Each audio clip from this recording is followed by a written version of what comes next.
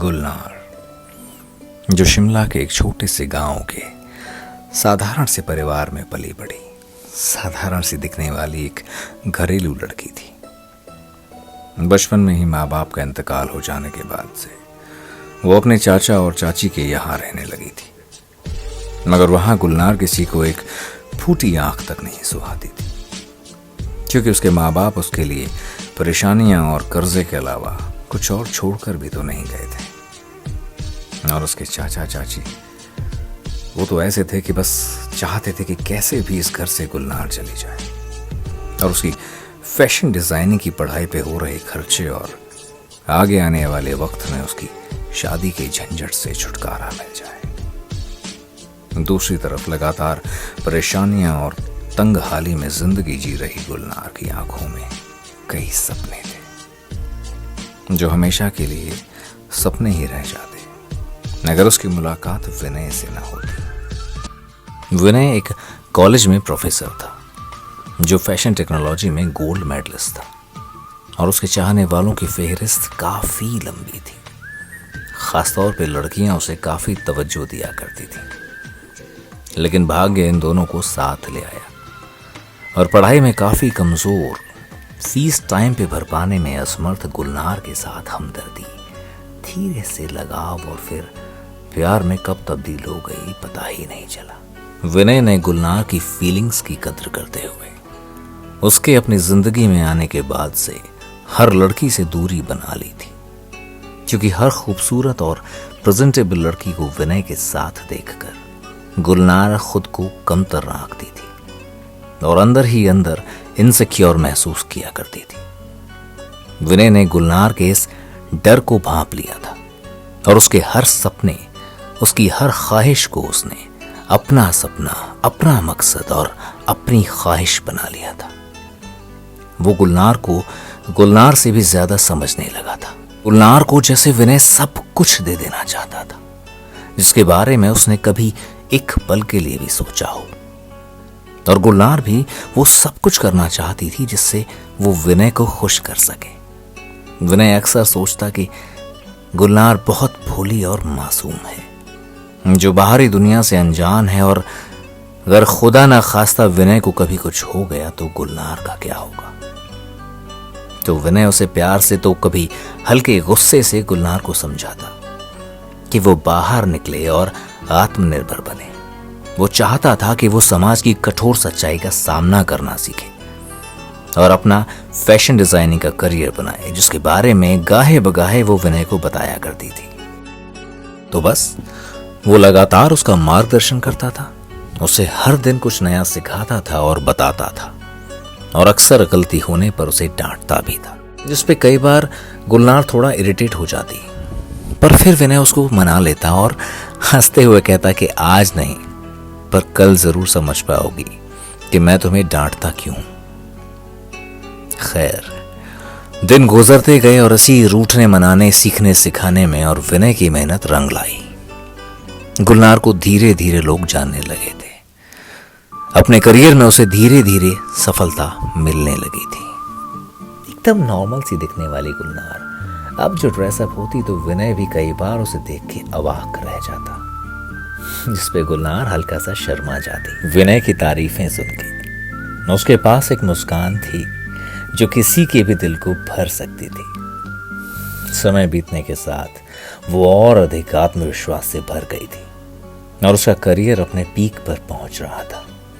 बेहद फख्र महसूस करते हुए विनय उसको मंजिल की तरफ बढ़ते देखकर बहुत खुश होता था। वो हमेशा उसका मार्गदर्शन करता था और अधिक प्रगति के लिए उसे पुश करता रहता था। हालांकि गुलनार अब उसका टोकना, उसका सलाह देना, उसका हर वक्त गुलनार की चीजों में दखल देना पसंद नहीं कर रही थी।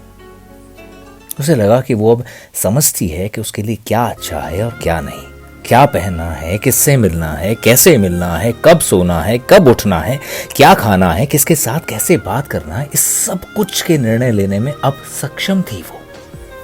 लेकिन सारा वक्त गुलनार और गुलनार के करियर, उसके हर सपने को पूरा करने की जद्दोजहद में कब विनय का करियर ऑफ ट्रैक हो गया, इसका एहसास विनय को तब हुआ जब इन दोनों में मतभेद बढ़ने लगे। क्योंकि गुलनार को यह समझ ही नहीं आया कि क्यों विनय हमेशा से उसे और ज्यादा और बेहतर टारगेट्स और गोल्स अचीव करने के लिए धकेलता रहता था। यह सब कुछ गुलनार के बर्दाश्त के बाहर होने लगा था। अब उसे विनय की इन बातों से चिढ़ होने लगी थी। विनय का उसे कुछ भी बताना समझाना उसे जहर लगने लगा था। और उस दिन उसने विनय को यह कहते हुए छोड़ दिया, मैं हमेशा आपकी बात सुनने वाली नहीं हूं। मैं तय कर सकती हूँ कि मेरे लिए सबसे अच्छा सबसे बेहतर क्या है। मैं एक सक्सेसफुल डिजाइनर हूँ। कई लोग हैं जो मुझे मिलने को मुझसे बातें करने को लेकर पागल रहते हैं और वो मुझे ऐसे ही पसंद करते हैं विनय जैसी मैं हूँ। टोकते नहीं है मुझे।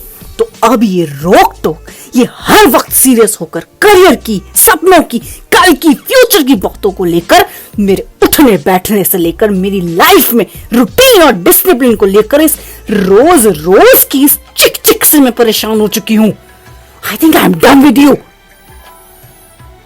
गुलनार की इन बातों पर जैसे विनय को भरोसा ही नहीं हो रहा था। तो विनय ने बोला, क्या बोला तुमने? वही जो तुमने सुना, गो टू हेल। अपने दिलो जान से गुलनार को प्यार करने वाले विनय के पांव के नीचे से जैसे जमीन खिसक गए। विनय ने यह कहते हुए उसे छोड़ दिया कि शायद तुम्हारी सक्सेस, तुम्हारी सफलता का ईगो, फितूर और अहंकार तुम्हारे दिमाग में घर कर गया है कि तुम मेरी फीलिंग्स को डिसरिस्पेक्ट करते हुए उन्हें समझने में, महसूस करने में पूरी तरह से नाकाम हो गई हो।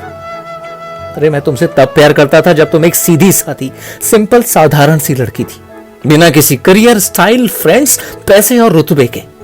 मेरा इरादा हमेशा तुम्हें प्रोत्साहित करने का था, ना कि तुम्हें कुछ कम महसूस कराना। शायद विफलता मेरी थी कि इतना वक्त हमने साथ में बिताया, लेकिन फिर भी मैं तुम्हें समझ नहीं पाया कि तुम मेरे लिए क्या थी और मैं तुम्हारे लिए क्या चाहता था।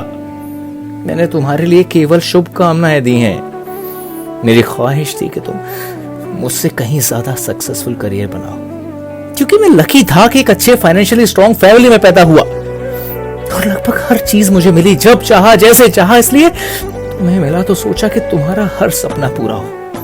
जो चाहा है तुमने वो सब तुम्हें मिले, और इस सब में देखो ना, ऐसे में खुद को, अपने आप को, अपने वजूद को भुला बैठा। मैंने चाहा कि तुम वो गलतियां ना करो जो मैंने की हैं। यही एकमात्र वजह थी कि मैंने हमेशा तुम्हें बताया कि क्या नहीं करना है। इसके लिए कभी कभी ठीक है तुम्हें डांटा, तो कभी प्यार से समझाया, कभी रोका, कभी टोका, पर जो कुछ किया सब कुछ तुम्हारे करियर के लिए किया, तुम्हारे भले के लिए किया गुलनार। ठीक है, गॉड ब्लेस यू। तो दोस्तों, कैसी लगी आपको ये कहानी? आपके कमेंट्स और लाइक्स का हमें बेसब्री से इंतजार रहेगा। अगर आपको पसंद आई है कहानी तो शेयर का बटन दबाइए और अपने दोस्तों और रिश्तेदारों तक इस कहानी को जरूर पहुंचाइएगा। और हम वादा करते हैं कि बहुत जल्द रूबरू होंगे आपके साथ अगली किस्त के साथ। तब तक के लिए स्वस्थ रहिए, मस्त रहिए, घर पे रहिए, और हाँ, अपने मम्मी पापा का, अपने माँ बाप का खास ख्याल रखिए। सेफ रहिए और हमारे साथ जुड़े रहिए। धन्यवाद।